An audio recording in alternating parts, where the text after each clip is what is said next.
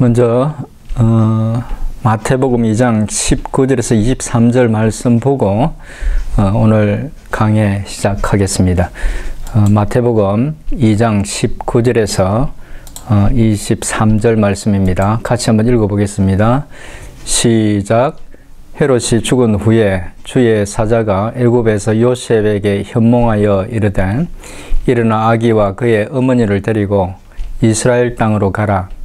아기의 목숨을 찾던 자들이 죽었느니라 하시니 요셉이 일어나 아기와 그의 어머니를 데리고 이스라엘 땅으로 들어가니라. 그러나 아켈라오가 그의 아버지 헤롯을 이어 유대의 임금됨을 듣고 거기로 가기를 무서워하더니 꿈에 지시하심을 받아 갈릴리 지방으로 떠나가 나사렛이라는 동네에 가서 사니 이는 선지자로 하신 말씀에 나사렛 사람이라 칭하리라 하심을 이루려 함이리라. 아멘. 오늘은 예수님의 전생애 중에서 예수님의 탄생 그리고 당시의 역사적 종교적 상황에 대해서 살펴볼 것입니다.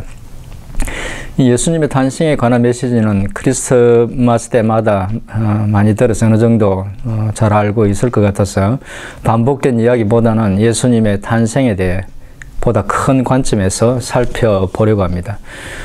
오늘 본문에서 엿볼 수 있듯이 예수님의 탄생과 이후 갈릴리 지역 나사렛에서 살게 된 것, 그리고 그 이후 그의 성장 과정과 사역에 영향을 미친 것들이 사회적으로, 역사적으로, 문화적으로 그 영향을 미친 것들이 정말 많습니다. 오늘 그 많은 것들 중에서 성경을 읽고 이해하는데 또 우리 믿음을 좀 더 구체적으로 만들어주는데 필요한 그 예수님의 탄생과 관련된 예언들, 또 이스라엘이 겪어왔던 역사적 상황, 그리고 당시에 예수님 오실 당시의 종교적 상황에 대해서 차례대로 살펴보겠습니다. 그리고 마지막으로 오늘 본문 내용에 대해서도 잠시 말씀드리겠습니다. 예수님 탄생과 관련하여 굉장히 많은 어떤 예언들이 있죠. 예수님은 어느 날 갑자기 이 땅에 오신 것이 아닙니다. 예수님이 언제 어디로 어떻게 오실지에 대해서 많은 예언들이 있습니다. 그 중에서 가장 핵심적이고 중요한 몇 가지만 살펴보겠습니다.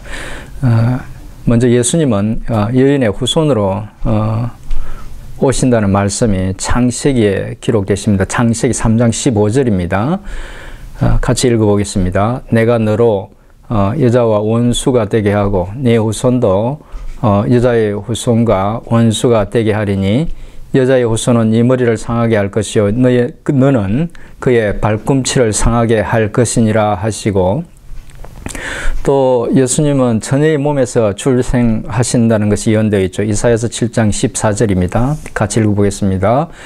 그러므로 주께서 친히 징조를 너희에게 주실 것이라. 보라, 처녀가 잉태하여 아들을 낳을 것이요 그의 이름을 임마누엘이라 하리라. 또 예수님은 유다 베들레헴에서도 태어나실 거라고 말씀하고 있습니다. 같이 읽어보겠습니다. 미가서 5장 2절입니다. 베들레헴 에브라다야, 너는 유다 족속 중에서 작을지라도 이스라엘을 다스릴 자가 네게서 내게로 나올 것이라. 그의 근본은 상고에 영원에 있느니라. 또 이 메시아는 이새의 가게, 그러니까 다윗의 가게에서 태어날 것이라고 또 예언되어져 있죠. 이사야서 11장 1절입니다. 같이 읽어보겠습니다. 이새의 줄기에서 한 싹이 나며 그 뿌리에서 한 가지가 나서 결실할 것이요. 예수님이 오실 때의 어떤 아주 비극적인 유아 살해 사건이 있죠. 그 사건도 예언되어져 있습니다. 예레미야 31장 15절 말씀입니다. 같이 읽어보겠습니다. 여호와께서 이와 같이 말씀하시니라. 라마에서 슬퍼하며 통곡하는 소리가 들리리니 라헬이 그 자식 때문에 애곡하는 것이라. 그가 자식이 없어져서 위로받기를 거절하는도다. 또 많이 알려져 있지는 않지만 예수님이 언제 오실지 그 때에 대해서도 예언하고 있는 말씀이 있습니다. 다니엘서 9장 25절 말씀입니다. 같이 읽어보겠습니다. 그러므로 너는 깨달아 알지니라. 예루살렘을 중건하라는 영이 날 때부터 기름 부음을 받은 자 곧 왕이 일어나기까지 7이레와 2이레가 지날 것이요 그 곤란한 동안에 성이 중건되어 광장과 거리가 세워질 것이며. 아멘. 예수님의 탄생에 관한 일반적으로 잘 알려지지가 이제 예언을 살펴봤는데, 사실 예수 그리스도의 탄생을 포함해서 그의 사역과 또 죽음, 부활에 대한 그 예언들은 정말 많습니다. 신학자들마다 다르긴 한데 어떤 신학자들은 200여 가지, 어떤 신학자들은 300가지가 넘는다고 이렇게 주장합니다. 또 그런 예언들 외에도 수많은 사건들은 오실 메시아에 대해서 예표하고 있습니다. 어떤 신학자는 창세기로부터 예수님이 오실 때까지 있었던 이 모든 예언들과 예표적인 것들을 비유적으로 스칼릿 스트레치라고, 즉 한 가닥 주홍색 실로 이렇게 표현하면서 그 실이 구약 성경 전체에 이렇게 이어져 오고 있다고 말합니다. 예수님의 탄생과 그가 이 땅에 오셔서 행하신 모든 일들이 바로 그런 예언들, 예표적인 일들과 이렇게 맞닿아 있다는 것입니다. 당시 그러면 이제 정치적 상황은 어땠을까요? 그리고 이제 두 번째로 이렇게 당시 종교적, 정치적 상황에 대해서 이제 한번 살펴보겠습니다. 정치적 상황과 종교적 상황에 대해서 대략적인 이해가 필요한 이유는 이것들이 예수님의 탄생부터 그의 사역, 그리고 그가 십자가에 달리게 된 어떤 전 예수님의 생애와 깊은 관련이 있기 때문입니다. 이런 것들을 이해하면 훨씬 더 왜 예수님이 그렇게 그런 직업들을 당하셔야 했는지에 대해서 잘 이해할 수 있습니다. 예수님이 태어나실 무렵 정치적 상황은 당시 로마에서 파견된 그 빌라도와 같은 총독이 있었고, 또 별도로 그곳을 다스리는 분봉왕이 있었습니다. 두루의 관계는 상당히 껄끄러운 관계였죠.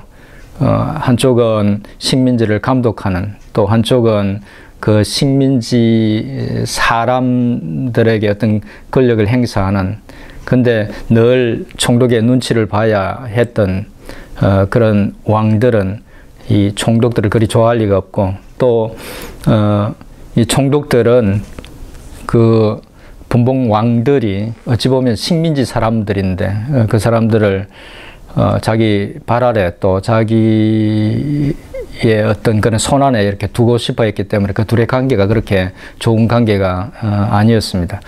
그리고 또 산헤드린이라는 공회가 있었는데, 이 공회는 재판을 하고 중요한 일을 의결하는 의회와 같은 역할을 했습니다. 한밤중에 예수님을 찾아와서 영생에 대해서 물었던 니고데모가 산헤드린 공회의원이었죠. 당시 그 유대의 종교적인 상황은 그 바리새인과 사두개인 두 종교 그룹이 주도권을 잡고 그들에게 영향력을 행사하고 있었습니다.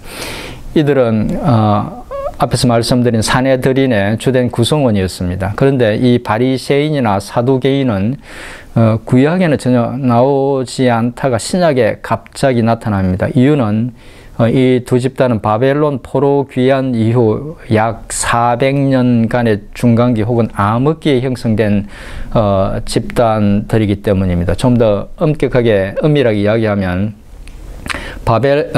바리새인들은 새로 생겨난 집단이고, 사두개인들은 제사장 가문의 사람들을 이렇게 통칭해서 가리키는 명칭인데, 그전에는 없다가 그 집단을 가리키는 이름으로 이제 이름 매김이 되어진 것이죠. 바리새인의 기원은 이제 포로 시대까지 거슬러 올라갑니다. 그때부터 이스라엘 백성들 중에는 율법과 전통을 지키고자 하는 사람들이 생겨나기 시작했습니다. 그러니까 식민지 백성으로서 포로로 잡혀가서 자기들의 정체성을 유지하기 위해서는 그 대대로 내려오던 그 하나님의 말씀과 전통을 지켜야만 그렇게 할 수 있다고 생각했던 사람들이 이제 나타나기 시작했던 거죠. 그리고 그런 사람들이 영향력 있는, 유대사회에 영향력 있는 그런 집단으로 등장한 것은 BC 2세기 중반에 있었던 그 마카비 혁명, 독립혁명이죠. 그때쯤이었습니다. 당시 셀루쿠스 왕조의 지배를 받으면서 헬라 문화에 물들지 않고 하나님의 율법과 전통을 철저히 지키려는 그런 집단이 등장하는데 바로 그들이 바리새인들입니다. 그들은 정말 철저하게 유대의 율법과 전통을 지키려고 노력했습니다. 반면에 사두개인들은 아마 이름이 다윗 시대의 대제사장이었던 사독으로부터 유래되었을 것으로 추정하고 있는데, 대대로 제사장직을 맡고 있던 사람들이었습니다. 성전에 제사를 맡고 있었기 때문에 재정적으로, 또 그 재정적으로 넉넉했기 때문에 정치적으로 가장 힘있는 세력이었습니다. 그러나 그들의 이 사두개인들의 어떤 막강한 세력은 성전이 있을 때까지만이었습니다. 예루살렘 성전이 파괴되고 난 이후 사두개인들은 사라졌습니다. 왜냐하면 더 이상 그들이 역할을 하고 또 권세를 부릴 수 있었던 성전이 없어졌기 때문입니다. 바리새인들과 사두개인들은 당시 가장 영향력 있는 종교 집단이었지만 신학적인 견해는 또 상당한 차이가 있었습니다. 바리새인은 천사와 영의 존재를 또 부활까지 믿고 있었지만 사두개인은 현세주의자로서 그런 것들을 인정하지 않았습니다. 기억나실지 모르겠습니다만 사도행전에서 보면 바울이 사내들인 공회에 붙들려 갔을 때에 이 두 집단의 신학적인 차이를 이용해서 위기를 모면한 적이 있었죠. 그런데 예수님을 이렇게 십자가에 못 박을 때에는 서로의 뜻이 굉장히 맞았습니다. 그렇다면 다윗 왕가는 어떻게 되었을까요? 바벨론 포로에서 돌아왔을 때 페르시아가 파괴한 첫 총독은 다윗 가문의 그 스룹바벨이라는 사람이었지만 이후에는 다윗 가문과 관계없는 총독들이 파견되었고 사두개인이나 바리새인들과 같은 특별한 역할이 없었던 다윗 왕가의 후손들은 그냥 일반 백성들 속에 묻혀서 사라지고 말았습니다. 예수님이 오실 때 그러면 이제 역사적 그런 상황들은 어땠을까요? 구약의 말라기부터 예수님 오실 때까지를 말씀드린 것처럼 암흑기 또는 중간기라고 합니다. 이 기간이 약 400년 정도 된다고 말씀드렸죠. 사실 이 기간 동안에 신약 시대를 이해하는 데 필요한 많은 일들이 일어납니다. 그런데 정경에는 이 시기에 대한 기록이 전혀 없습니다. 그래서 신약에 나오는 내용들이 쉽게 이해되지 않을 때가 좀 많습니다. 예수님이 탄생했을 때나 순환을 당하고 십자가를 지실 때의 어떤 상황들이 잘 이해되지 않는 이유가 바로 그런 것들 때문입니다. 예수님이 빌라도에게 갔다가 헤롯에게 갔다가 왔다 갔다. 이제 그런 얘기를 왜 그랬을까? 이제 그런 궁금증들이 생기는데 그 역사적인 어떤 그런 배경들 혹은 정치적인 그런 어떤 배경들이 그 속에 있었던 것입니다. 그렇게 할 수밖에 없었던 이유가 있었다는 것이죠. 그러면 말라기 이후부터 예수님이 태어날 당시 유대가 처한 역사적 상황은 또 어땠을까요?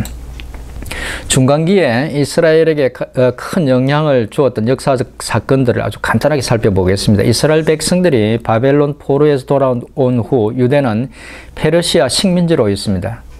그러다가 마케도니아의 알렉산더 대왕이 BC 333년에 팔레스타인 지역, 그러니까 유다를 포함한 팔레스타인 전역을 점령하고 BC 330년에 페르시아를 멸망시키고 그리스 제국 혹은 헬라 제국을 건설하게 됩니다.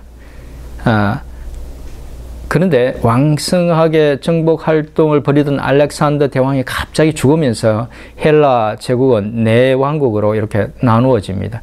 이스라엘은 네 왕국 중에서 처음 이집트 지역을 지배하고 있던 톨레미 왕조에 속해 있다가 BC 198년부터 시리아 쪽을 다스리던 셀주크 왕조의 속국이 됩니다. 그 식민지가 된 것이죠. 그러니까 그전에는 페르시아 속국으로 있다가 또 이어서 이제 헬라 제국이 나누어져서 만들어진 셀주크 왕조의 통치를 받는 그런 속국으로 있게 되었다는 것입니다. 이렇게 헬라 문화 속에 편입되면서 이스라엘 민족은 아람어와 헬라어를 동시에 쓰게 되었죠. 이제 바로 이것 때문에 신약 성경이 헬라어로 쓰여지게 된 것입니다. 그리고 그때 이스라엘에 큰 변화가 찾아옵니다. 셀주크 왕조의 안티오쿠스 4세가 심하게 유대교를 탄압하기 시작합니다. 성전에서 돼지 피로 부정한 짐승 돼지의 피로 제우스 신에게 제사를 하고 또 유대인들이 조상 대대로 지켜오던 율법 준수를 금지합니다. 안식일을 지키지 못하게 하고 절기시에 행하던 그런 축제도 못하게 하고 또 번제나 제사 같은 그런 제사도 못 드리게 하고 어린아이의 할례 등을 금지시켰습니다. 그러자 제사장 마따디아와 또 그의 5 아들이 이 압제에 저항해서 독립운동을 벌입니다. 그 독립운동은 성공했고 그렇게 해서 2세기 중엽에 마카비 왕조와 하스몬 왕조가 등장합니다. 일종의 어떤 나라로서 이제 완전하게 독립된 그런 어떤 한 왕조가 등장하죠. 그리고 마카비 혁명 때 성전을 청결하게 했던 것을 기념하는 수전절, 하누카라고도 하는 그 수전절이 성경에는 없는 절기인데 그 이스라엘의 하나의 어떤 절기로 더해집니다. 이 마카비 왕조는 다윗 왕과는 전혀 관계가 없습니다. 그리고 마카비 왕조는 약 100년 정도 지속되었습니다. 그러다가 다시 역사는 소용돌이쳐서 이제 로마 제국이 세상을 지배하게 되고 BC 63년부터 이스라엘은 다시 로마의 지배하에 들어가게 됩니다. 식민지가 된 것이죠. 그리고 마카비 왕조도 그때 막을 내립니다. 그리고 로마에 협조했던 헤롯이 로마를 등에 업고 BC 37년부터 팔레스타인 지역 분봉왕으로 와서 다스리게 됩니다. 그렇게 헤롯 왕가가 이제 등장했던 것입니다.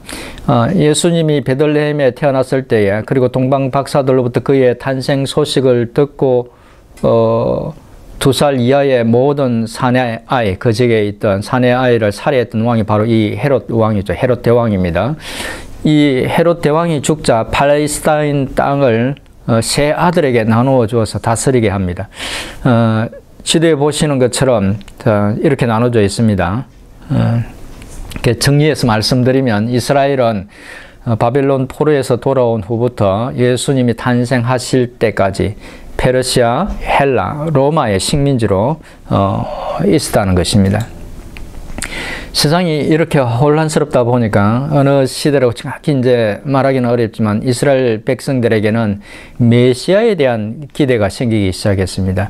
예언자들이 말했던 그들을 억압하고 압제하는 그 강대국들을 무너뜨리고 다윗이 이루었던 영광스러운 나라를 만들어줄 메시아에 대한 기대를 예수님이 태어날 당시의 사람들이 갖고 있었다는 것입니다.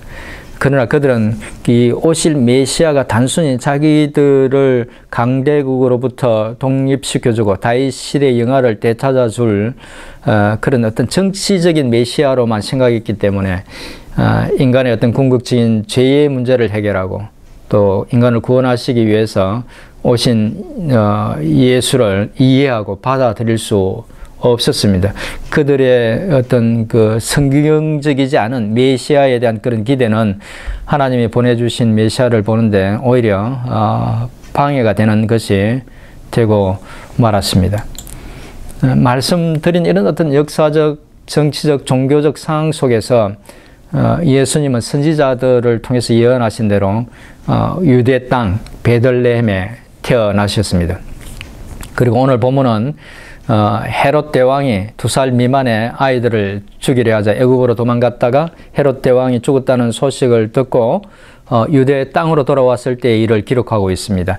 예수님의 가족들은 예수님을 죽이려 했던 헤롯이 죽었다는 소식을 듣고 유대 지역으로 돌아왔지만 그곳에 머물 수가 없었습니다. 왜냐하면 그 지역을 다스리던 헤롯의 아들 헤롯 아켈라오가 아주 잔인하고 악했기 때문입니다. 그래서 좀 더 안전한 헤롯 안디바가 다스리던 갈릴리 지역 나사렛으로 가신 것입니다. 그 이후 예수님이 많은 사역들을 이 갈릴리를 주 무대로 하게 됩니다. 예수님이 나사렛으로 가신 것에 대해서 저자 마태가 나사렛 사람이라 칭하리라는 선지자들의 말을 이루기 위해서라고 말하고 있는데, 사실은 어떤 선지자도 메시아가 나사렛에서 날 것이라고 말하지 않았습니다. 그러면 마태가 구약 성경에 대해서 잘못 알고 했던 말일까요? 그렇지는 않습니다. 나사렛이라는 동네는 빌립이 나사렛에서 온 메시아 예수를 만났다고 친구 나다나엘에게 말하자 나다나엘이 나사렛에서 무슨 선한 것이 나오겠느냐고 했죠. 나사렛은 결코 선한 것이 나올 수 없는 곳으로 되었던 곳입니다. 나사렛은 당시 사람들에게 경멸과 멸시를 받았던 그런 곳이었던 것입니다. 그런데 구약에서 여러 선지자들이 오실 메시아는 사람들로부터 그렇게 경멸과 멸시를 받게 될 것이라고 예언했습니다. 그러니까 마태는 선지자들이 예언한 것처럼 예수님도 나사렛이 받았던 그런 경멸과 멸시를 받게 되리라는 것을 비유적으로 말했던 것입니다. 이제 말씀을 정리하겠습니다. 오늘은 예수님의 탄생과 관련해서 예수님이 탄생하신 것은 어느 날 갑자기 생긴 일이 아니라 오래전 창세기 때부터 하나님이 많은 예언과 예표적 사건들을 통해서 말씀하신 일이 성취된 것이라는 것과 예수님이 탄생하셨을 때의 역사적인 상황, 그리고 정치적, 종교적인 그런 상황들을 살펴봤습니다.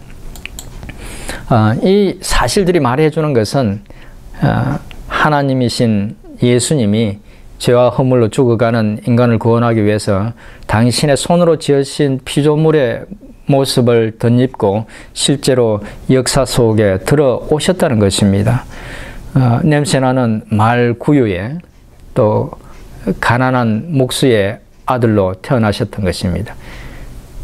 그리고 선한 것이 나올 수 없다고 멸시받던 그 나사렛에서 자라나셨던 것입니다.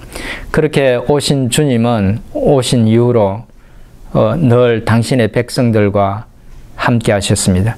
그분은 지금도 우리와 함께 하십니다. 아멘.